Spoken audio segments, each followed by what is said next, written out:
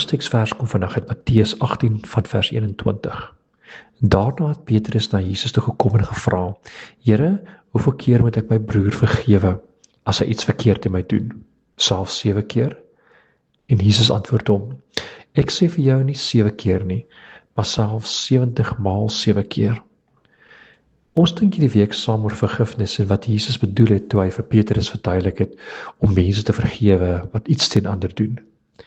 Nora Gallagher het op 'n slag geskryf dat forgiveness is a way to unburden oneself from the constant pressure of rewriting the past. Ek dink as dit waar is, vra vergifnis ons om liefde te kies eerder as bitterheid. Die alternatief is dat ons pyn ons kan verswelg en ons identiteit raak. Ek gebruik dan my woede as 'n wapen in elke gesprek met mense wat my seermaak. Om te vergewe is daarom om te kies dat bitterheid my nie oorheers nie en nie 'n lewenslange houvas op my kry nie.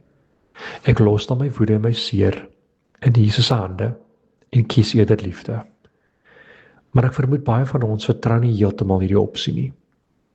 Ons is dalk meer gemaklik met wraak en met straf. Maar die Bybel vertel vir ons dat God se liefde ook geregtigheid insluit, maar 'n geregtigheid wat herstel.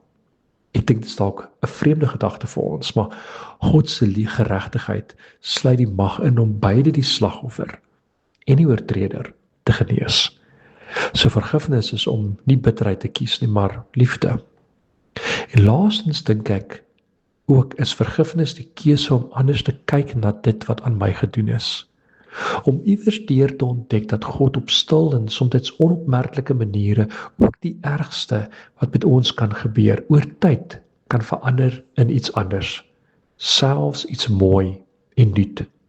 En as gelowiges glo ons dat ons lewens op die ou einde nie net eindig in tragedie en totale verlies nie, want daar is altyd 'n hoofstuk om te beskryf, maar nog 'n pad om te loop, nog 'n opsie om te oorweeg. So mag ons op ons eie manier en op ons eie tyd ook hierdie geskenk van God ontvang, die geskenk van vergifnis.